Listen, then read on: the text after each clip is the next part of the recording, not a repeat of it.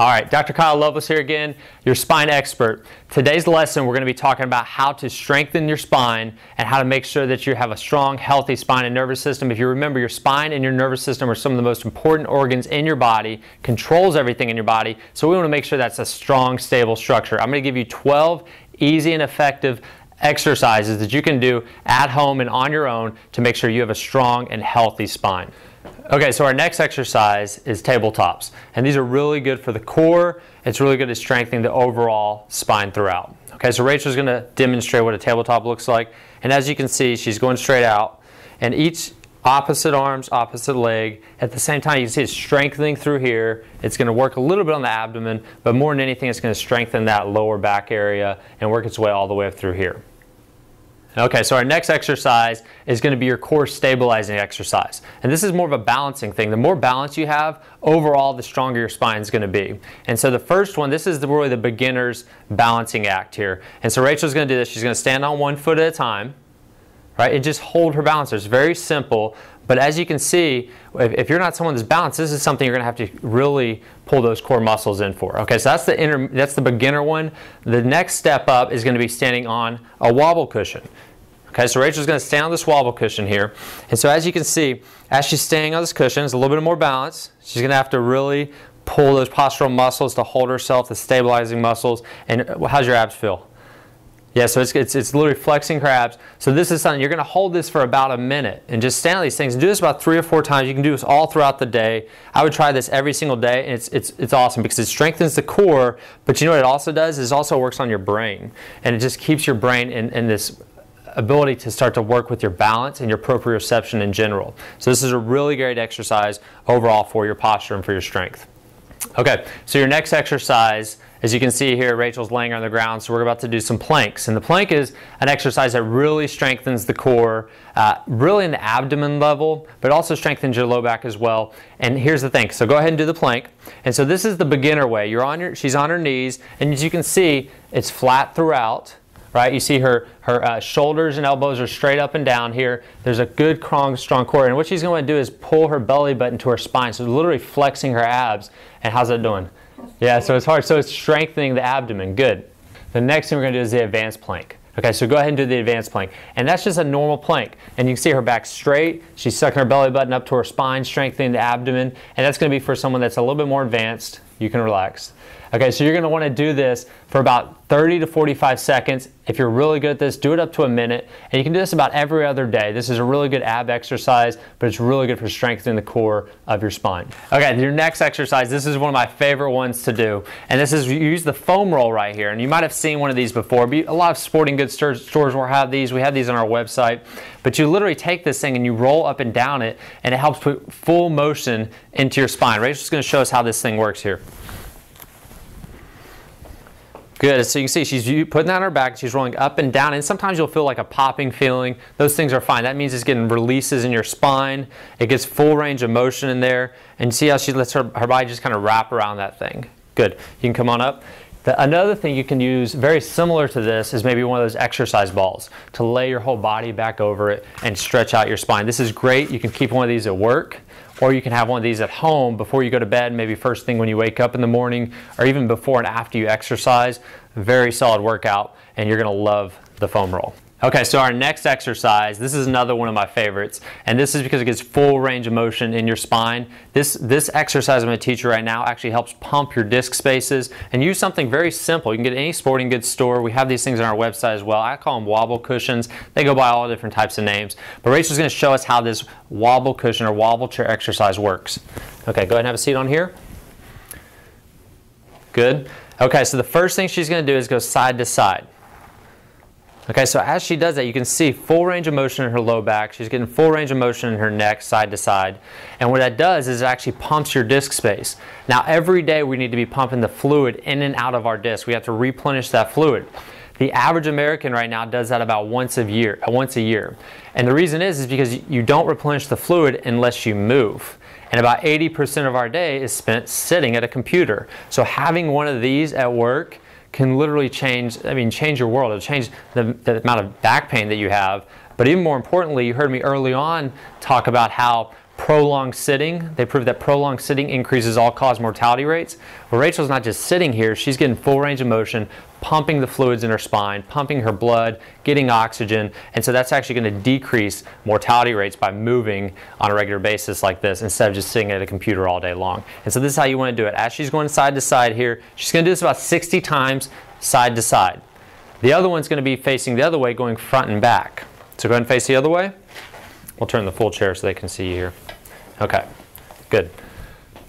So the next one is she's going to go front to back. Perfect. So you can see full range of motion, still pumping the disc space, helps stretch out the muscles, get the ligaments, everything moving. This is an awesome exercise. Before I do any kind of care with my patients, I always have them warm up like this because I know they're ready, their spine's nice and relaxed to get their best adjustment. Okay, so your next exercise, and this is one we do in our office every day for a patient before they do any kind of care at all, is to traction the neck out, get the discs pumping and get full range of motion in the spine. Also helps cerebral spinal fluid pump the way it's supposed to. So go ahead and do your neck traction.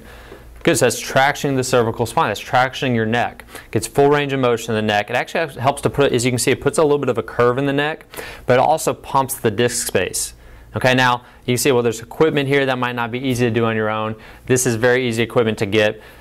You can stop now. The only thing I recommend on this one is to make sure that you probably talk to a doctor before you do this. If you have any kind of major disc issues or you have any kind of spinal problems that could get worse with this, you always want to talk to a doctor first. But this is a great exercise to help pump the discs and get your spine healthy. Okay, so the next exercise, this one's awesome. This one's very simple to do. Anybody can do it. And I actually recommend having your kids do this one as well because so many kids have this forward head posture issue now. And these are called wall angels. Okay, so go ahead and show us the wall angel.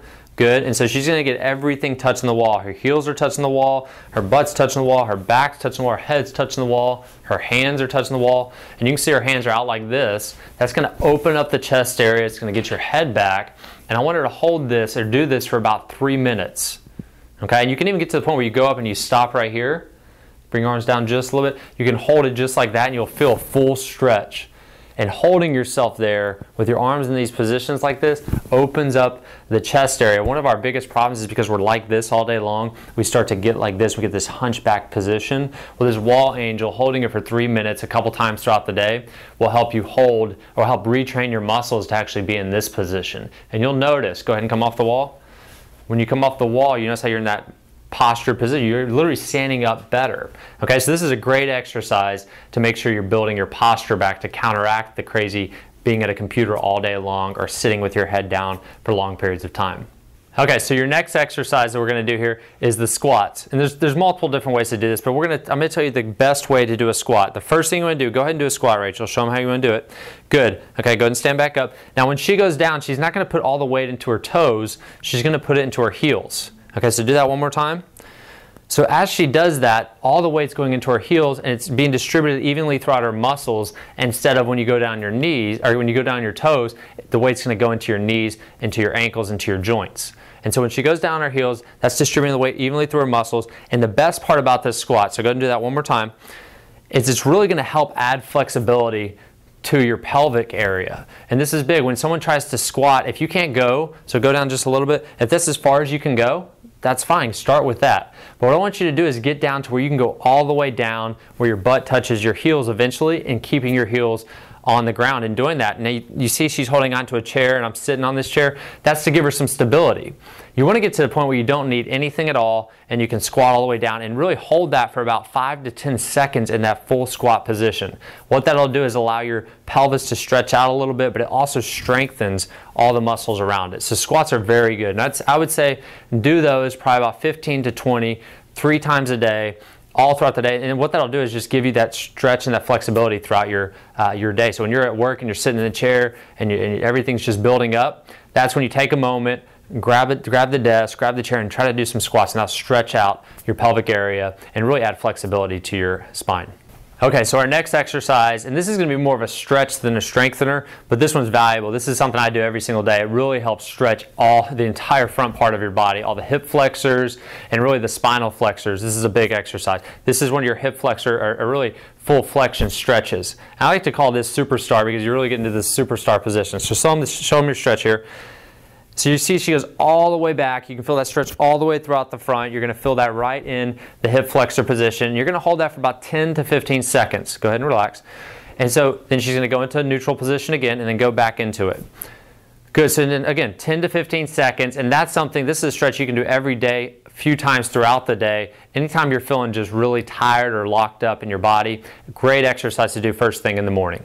Okay, so this next exercise, this is the hip extensor stretch, and this is very similar to the hip flexor stretch, it's just the opposite, right? Okay, so go ahead and go into your stretch. Good, so Rachel's going to lean forward, and you're going to feel that right in that kind of buttocks area, and she's going to hold that for about 10 to 15 seconds, and then she's going to come out of that stretch with a push. So go ahead and push out. Good, and that's actually engaging the muscle, so when she goes back into the stretch, she's going to get more stretch than she did before. So do that again. So you see, the key is that you want to feel it right through the back of your legs, and that's going to help, again, open up the pelvic wall and keep your mobility throughout this area of your spine. This is a great exercise or stretch you can do throughout the day. Anytime you're feeling tightness in that lower buttocks area, many times you'll feel sciatic nerve pain, things like that. This is a great stretch for that as well. Okay, so our next exercise, really I wouldn't say it's an exercise, but it's a way of laying down that's going to help get the correct position into your spine. So many times patients ask me, how should I sleep at night? What kind of mattress should I use? What kind of pillow should I use? And I always go back to, I say, use your sleep aids. These are things I give every patient that comes into my office because it helps get the curvature back in your spine. We've talked so much about how important the curve is in your spine.